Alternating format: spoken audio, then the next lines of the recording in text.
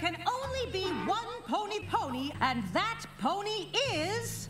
Rarity! Aha! It's official. Rarity is best pony. We finally have a definitive answer, so all you lot can go fuck yourselves. Yeah, that's right, walk away. It's canon, bitch. Well, actually, she's the best pony to run the pony thingy. What's it called? The thing where she's in charge of the town to run the show. What's it for? Actually, why didn't Twilight win? She's the organized one, and she's a princess. Well, whatever. That's not what this episode is about. Pinky here is acting all prideful, almost boastful. And then she does this head inflate gag, which isn't funny, and then later falls on her face. Again, not terribly humorous. Oh, you hear that? 'Tis yet again the cries of Flanderization.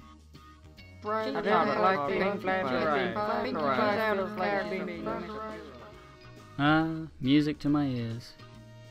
Music that I hate. I know I said a lot of mean things to Spike last time, and really he didn't deserve it. Although that was the joke, guys, seriously. But what do you know? Spike this time around was actually good.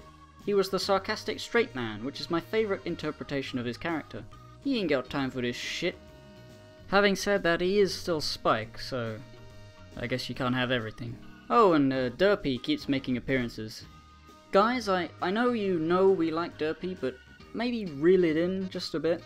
You keep putting her in the foreground like this and she'll lose part of her charm.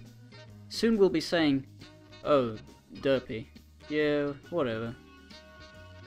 I don't want her to stop being exciting, you guys. But all that stuff is small potatoes. The real meat of this episode is interesting in that it's the first episode aside from Hearts and Who's Day to truly delve into the subject of racism!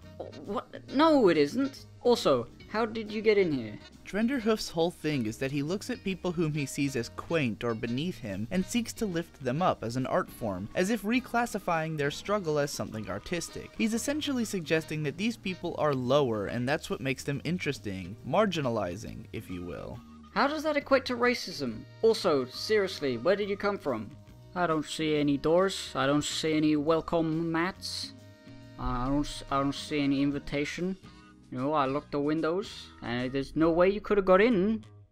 Trenderhoof says specifically that he's impressed by the work ethic of Earth ponies. Never mind the suggestion that Earth ponies automatically have it harder, but he's making a generalization about Earth ponies altogether. He's saying that for an Earth pony to be successful, they've really gotta bust their ass, whereas unicorns just have it easy. It's like if I walked up to someone who isn't white and told them how proud I was that their people are striving to achieve something better for themselves. I'd come off as a bigoted asshole, grouping everyone in my race in with myself and everyone in their race in with them.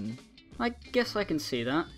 Even though most unicorns are shown to be high class and or wealthy, there's nothing to say that Earth ponies are all mud-dwelling peasantry. Diamond Tiara and Silver Spoon are examples of well-off Earth ponies who don't do a damn spot of hard work. Precisely. Don't get me wrong, I don't think that Trenderhoof has any bad intentions, and I don't think he's against or hateful towards Earth ponies as a race, but he's definitely ignorant about them and treats them almost like a different species that the unicorn master race needs to elevate to their level. And this brings us to the problem with Rarity's act, which Applejack calls her out on. In the best possible way. Rarity appropriates the culture of a field-working Earth pony for the sake of trying to catch the attention of Trenderhoof, because he's in love with Applejack. For this, I'd compare it to if there was a white girl that I loved who was in love with my black friend because she was attracted to his interest in hip-hop and his street accent, not because those things actually appealed to her as well, but because she saw them as something novel for being black culture. And then I tried to catch her attention by dressing in baggy jeans and yelling 2 Chainz lyrics all the time. I'm pretty sure that my black friend is going to get pissed off at me eventually. And if he pulled an Applejack, he'd probably show up at my house in pajama pants and an anime t-shirt and start spouting nonsense analytical points about My Little Pony until my brain cracked. Well, humorous analogies aside, have you got any actual impression about the episode? Oh, exalted Digi-sama? 0 out of 10, worst episode ever. What? It's boring and I hate it.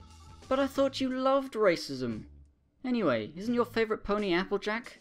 Look at how hot she is eating that apple all sexually. Actually a little weird. Whoa. Don't get me wrong, Applejack can eat my apple any day, but I just wasn't seeing the appeal the way Trenderhoof was, I guess. I don't know, I was kinda like, ew, Applejack, go take a bath before you give me that look, nasty bitch. Well, what about Rarity?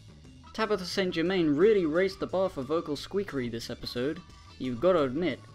Her performance is impressive for sure, but I didn't really care about or find funny any of the stuff she was actually saying. Like, I giggled at the voice, but I was really just hoping this thing would wrap up. I can't stand that sort of incessant back and forth bickering, and I wanted to hurry up and get to the end since by this point everything had been horribly predictable. I agree. Pretty much everything that happens in this episode is predictable, because it's a tired, cliched story. We've all heard it at least 1 billion times, but I don't believe that it being a cliched story makes it a worse story. It was clearly good the first time it was told, and if you can look beyond its unoriginality, you can still appreciate it as such. Besides, it's not really a plot that works better if you don't know what's going to happen. I'm all fine and good with a plot that I can predict, but it needs to keep me entertained in the meantime. We all knew how Applebuck season was going to end by the 5-minute mark, but the constant presence of dry, amazing humor made the entire episode a joy to watch. What's this one got going for it? Well, for me, it was Tabitha's vocal performance for the most part. If that wasn't enough for you, then I suppose we may be at an impasse. Can you not enjoy it for something like that? Nope. Whoa. You really are a downer on Season 4. Yep. I'm here to ruin it for everyone. You dick. Unsubscribed. 0 out of 10. Get off the stage, you filthy unicorn hussy. I'm gonna go analyze some random old episode now. Cheers. And don't come back! Ha! You throw like an earth pony. Why, you... By which I mean, ow, that hurt. Fuck you. Wait. Why'd I just burn that bridge? That's an important bridge. Think of the subs. Choke on a bag of baby dicks. Gigi! I didn't mean it! 1v1, I wreck you, nub, do you even live? Dang it. Well, I guess I should conclude my thoughts. This episode was completely predictable and cliched. It's a premise we've seen enough of, and there were no twists or turns to try and break up the formula. Having said that, look at this fucking face, I mean, jeez, it's just the best! And the... I can't believe he's coming! and the... He doesn't like me! it just makes everything right. At least for me. What can I say? Ponies are cute. This show is cute. This show is very good at being cute. And sometimes that's just all you need. Well, I hope you enjoyed the video. If you like it, subscribe, support me on Patreon, draw me fan art.